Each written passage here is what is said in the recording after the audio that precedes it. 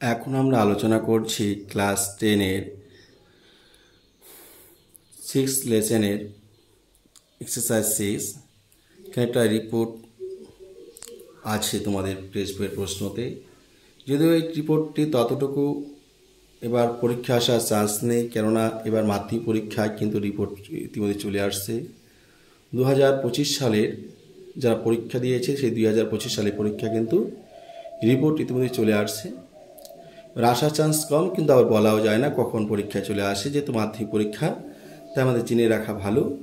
আর যেহেতু সামনে টেস্ট পরীক্ষা রয়েছে, ইউনিট টেস্ট পরীক্ষা রয়েছে, তাই আমাদের অবশ্যই একটু দেখে রাখা উচিত। যদি কোনো কারণবশত পরীক্ষা চলে আসে তাহলে আমরা পড়ে রাখলাম, দিয়ে দিব।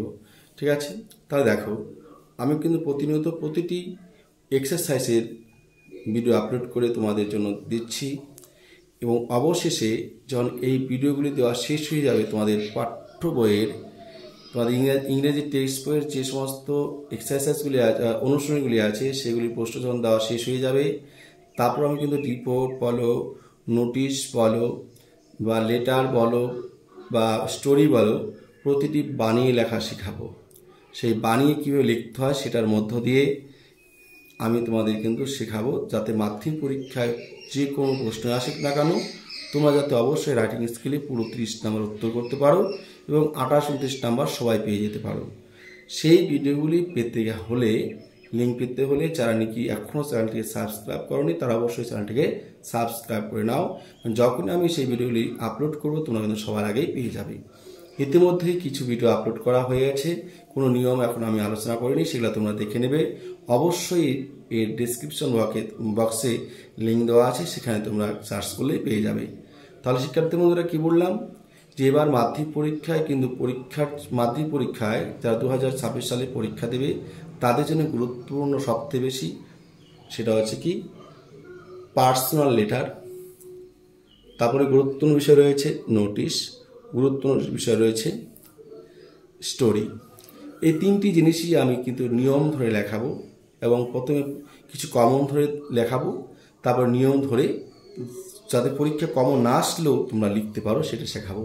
সেটা পেতে হলে অবশ্যই চ্যানেলটি সাবস্ক্রাইব করে নাও। তাহলে চলো শুরু করছি আজকের প্রশ্নটা। বলছি দেখো, write a news paper report.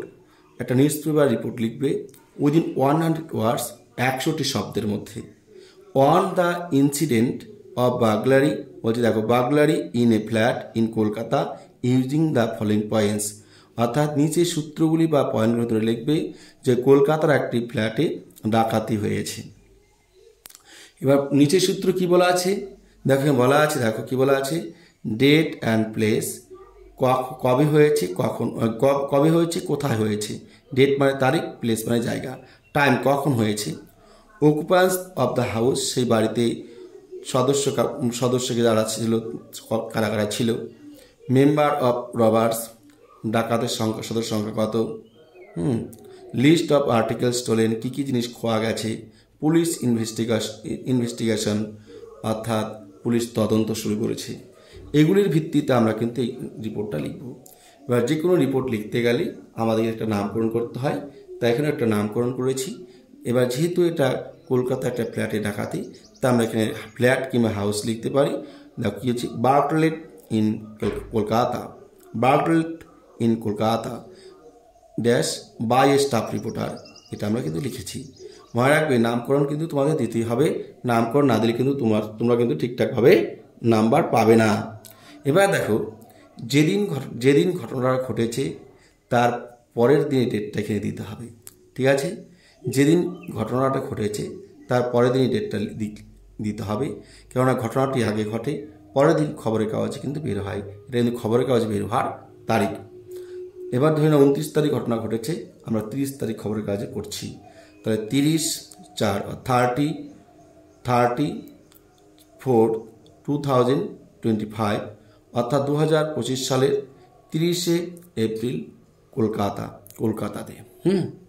বলছি এ হাউস কিংবা ফ্ল্যাট লিখতে পারো, এ হাউস কিংবা ফ্ল্যাট, বলো এ হাউস কিংবা a flat was broken into and burgled last night in the BD block of Indralok housing, অর্থাৎ বিডি ব্লকের ইন্দ্রলোকে গতকাল রাতে গতকাল লাস্ট নাইট অর্থাৎ শেষ রাত্রে একটা বাড়িতে কিংবা একটা ফ্ল্যাটে কি দরজা ভেঙে ডাকাতির ঘটনা ঘটে।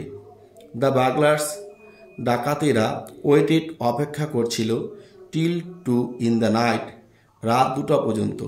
মানে ডাকাতি হয় রাত 2টার পরে, তারা 2টা পর্যন্ত অপেক্ষা করছিল। এবার বলছে দেখো বলছে কি the burglars waited till 2 in the night to break, অর্থাৎ ডাকাতেরা অপেক্ষা করছিল রাত 2টা পর্যন্ত, তাই তো লাস্ট 2টা পর্যন্ত। তারপর তারা কী করে to break into the house, তারা ভেঙে ফেলে দরজা।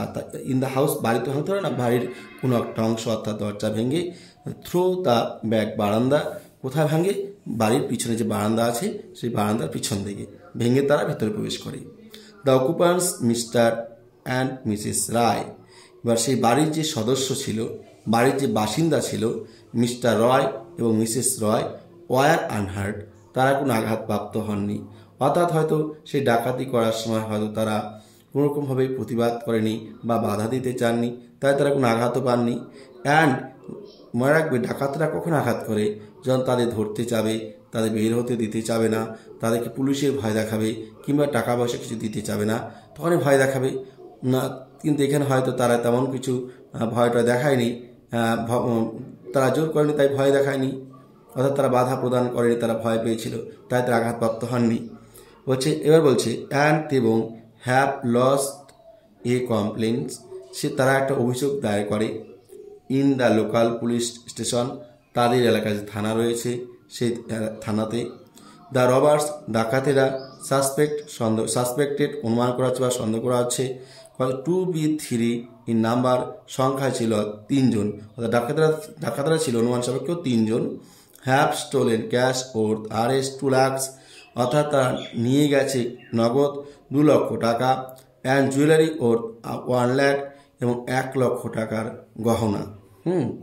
এবার কি বলছে দ্য নেইভার্স, প্রতিবেশীরা রিপোর্টেড টু হিয়ারিং, অর্থাৎ প্রতিবেশীরা রিপোর্টে জানিয়েছে, কি জানিয়েছে টু হিয়ারিং, তারা শুনেছে ফুটস্টেপস, পায়ের শব্দ, পায়ে চলার শব্দ, অ্যান্ড এবং muffled conversations around the house earlier that night, অর্থাৎ সেদিন রাত্রের প্রথম অর্থাৎ 12টার হয়তো আগে তারা কিন্তু তাদের বাড়ি থেকে আশেপাশে আস্তে আস্তেভাবে কথা বলছে, নিচু গলায় কথা বলছে কেউ, এটা তারা শুনেছিল বা শুনতে পেয়েছিল। The police have been investigating, police তদন্ত করছে দ্য ম্যাটার, এই ব্যাপারটিকে নিয়ে। নোবডি হ্যাজ বিন অ্যারেস্টেড, এখনও কাউকে গ্রেপ্তার করা যায়নি অ্যাজ এ সাসপেক্টেড, অর্থাৎ সন্দেহজন কোনো ব্যক্তিকে। তাহলে শিক্ষার্থী বন্ধুরা এখানে আমরা কলকাতা লিখেছি, এখানে প্রশ্নে কলকাতা আছে তাই কলকাতা লিখেছি। যদি প্রশ্নে কোনো জায়গার নাম উল্লেখ না থাকতো তাহলে আমরা কিন্তু কলকাতার জায়গায় অন্য কোনো নামও লিখতে পারতাম। প্রশ্নে যে নাম থাকবে সেই নামটা আমরা লিখব। দেখো পয়েন্টে যা আছে প্রতিটা বিষয় আমরা উল্লেখ করেছি, তাই এইভাবে তোমাদের এই রিপোর্টটা এইভাবে লিখবে। এরপর আমি কিন্তু আর 2টি রিপোর্ট লেখানোর পরে আমি কিন্তু তোমাদের অবশ্যই রিপোর্ট লেখানো শেখাবো। সেই রিপোর্ট যখন লেখা শেখাবো তখন দেখবে যে কোনো রিপোর্ট তোমরা লিখতে পারবে। তাহলে শিক্ষার্থী বন্ধুরা তাহলে এটা তোমরা খাতায় লিখে নেবে এবং ভালো করে পড়বে। এবার যারা ভিডিওটি শুরু থেকে শেষ পর্যন্ত দেখেছে তাদেরকে ধন্যবাদ।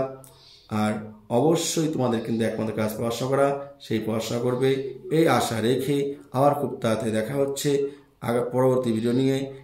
এই পর্যন্ত তোমরা সুস্থ ভালো থাকবে। আজকের মতো বিদায় নিচ্ছি।